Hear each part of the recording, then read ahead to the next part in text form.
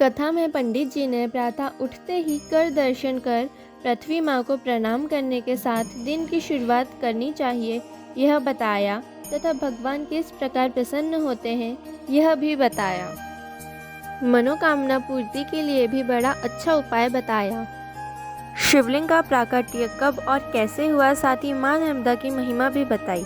So video पूरी देखिएगा और भगवान की रोचक कथा का आनंद लीजिएगा।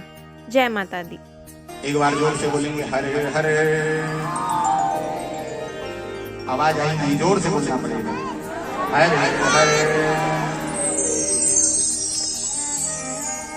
तेरे डमरू की धुन सुन कर मैं काशी नगरी आई हूँ। तेरे डमरू की धुन सुन कर मैं काशी नगरी आई हूँ। तेरे डमरू की धुन सुन कर मैं काशी नगरी आई हूँ। तेरे डमरू की धुन सुन कर मैं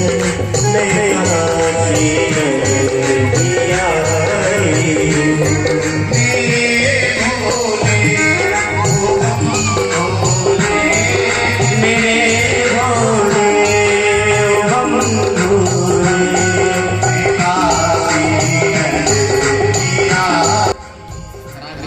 लक्ष्मी कर मध्य सरस्वती और कर मूले स्थित हो ब्रह्मा। यहाँ नीचे हाथ के इन भाग में भगवान महादेव का वास है, ब्रह्म का। याद रखना, जीवन में लक्ष्मी होगी और ना होगी तो भी चलेगा, ज्ञान होगा ना होगा तो भी चलेगा, पर जीवन में महादेव की भक्ति होना तो बहुत जरूरी है। जब तो सबसे पहले उठते से मैया कर दर्शन करना है। रखने से पहले माता पृथ्वी को प्रणाम करना। माता पृथ्वी से प्रार्थना करे, हे माता वसुंधरा, हे माता पृथ्वी, आप मेरी माँ हो, आप मुझे जल दे रही हो, आप मुझे अन्न दे रही हो। आप यदि अन्न देना बंद कर दो, जल देना बंद कर दो तो प्राणी मात्र जीवित नहीं रह पाएगा। तो सबसे बड़ी माँ कौन है? पृथ्वी, जो हमारा लालन पालन कर रही है। इस प्रकार ये नियम करें, फिर स्नान इत्यादि कर्म करके घर में भगवान का पूजन करें। प्रत्येक घर में भगवान होना जरूरी है। ठाकुर जी, महादेव, गणेश जी, गौरा जी, गरुड़ घंटी, शंख होना बहुत जरूरी है और भगवान का पूजन करें। आज चंचला ने पूछा है तुमरुका जी से, बाबा एक बात बताओ, हम कौन सा भजन करें, कौन सा जप करें, क्या करें जिससे भगवान महादेव प्रसन्न हो जाते हैं? क्या भगवान को प्रसन्न करने के लिए रोज 4 बार नहाना पड़ता है? क्या भगवान को प्रसन्न करने के लिए सुंदर होना पड़ता है? भगवान किस चीज पर प्रसन्न होते हैं ये बताइए। तुमरुका जी कहते हैं, देवी, भगवान यदि 4 बार नहाने वाले को मिलते तो वो मछली और कछुआ जीवन भर पानी में रहते हैं, सबसे पहले किसको मिलते? मछली और कछुए को मिल जाते। तो फिर भगवान किस चीज पर रीझते हैं? बोले जरूर भगवान सुंदर लोगों पे प्रसन्न हो जाते होंगे। बोले भगवान यदि सुंदर लोगों पर रीझते तो कुब्जा कौन सी सुंदर थी? भगवान की कृपा तो उसके ऊपर भी हुई। तो भगवान किस चीज पर रीझते हैं आप हमें यह बताइए। क्या भगवान अच्छी जाति वाले को मिलते हैं? अरे भगवान की कृपा तो उस भीलनी के ऊपर भी हुई। तो बाबा आप ये बताओ कि भगवान किस चीज पर प्रसन्न होते हैं? तो बोले भगवान प्रसन्न होते हैं प्रेम पर, कि प्रेम का भूखा हमें और प्रेम ही एक सारे, प्रेम से भज लो मुझे तो भव से बेड़ा पारे, कि प्रेम बिन सूनी पुकारे मैं कभी सुनता नहीं, और प्रेम से एकटे रही मुझे करती लाचार। भगवान किस पर लिखते हैं? प्रेम पर, भाव पर।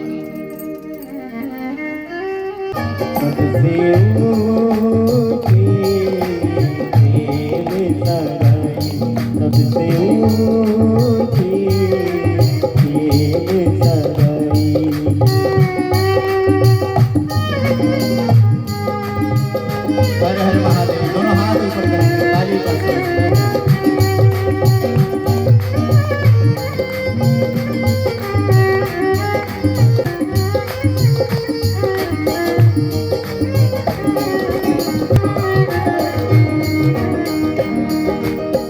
दुर्योधन के मेवा त्यागे, दुर्योधन के मेवा त्यागे, जाग विदुर घर खाई, जाग विदुर घर खाई, सबसे ऊंची सबसे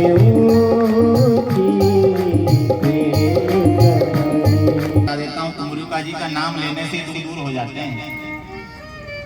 केवल तुमरुका जी करना क्या है?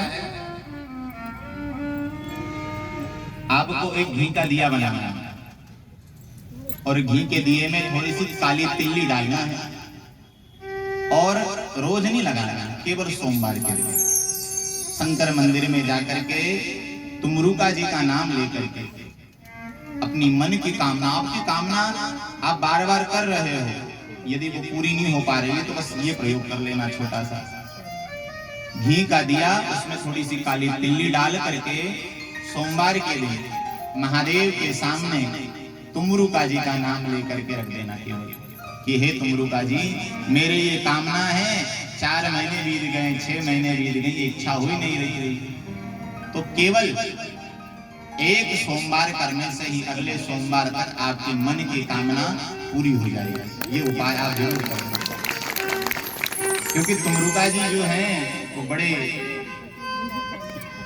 सिद्ध महात्मा हैं।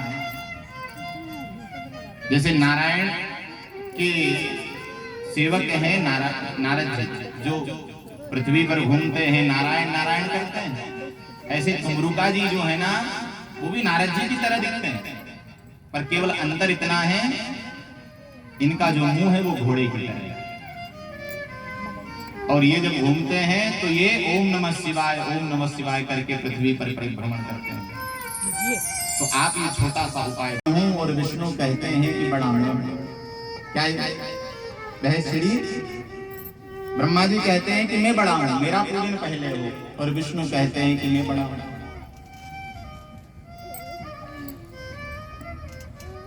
अब एक दिन और एक बहस छिड़ गई महादेव तो भगवान ब्रह्मा जी और विष्णु की। भगवान विष्णु से ब्रह्मा जी ने पूछा कि प्रभु, मेरे पिता तो आप हो, परंतु आपके पिताजी कौन हैं? भगवान ब्रह्मा जी के पिता कौन हैं? बोलो जोर से। ब्रह्मा जी के पिता कौन हैं? ब्रह्मा जी के पिता हैं भगवान नारायण, क्योंकि नारायण की नाभि कमल से किसका प्रादुर्भाव हुआ है? ब्रह्मा का।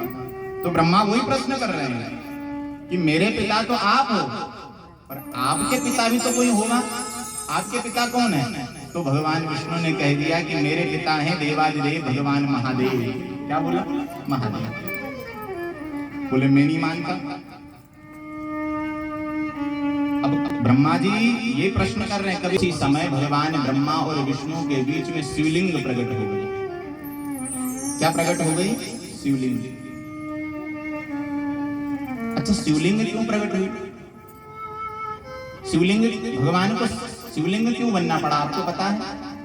महादेव को शिवलिंग, पत्थर की शिवलिंग क्यों बनना पड़ा? क्योंकि महादेव को माता पार्वती ने श्राप दिया था शिवलिंग बनने का।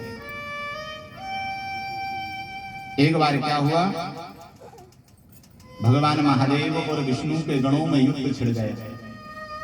क्या युद्ध छिड़ा?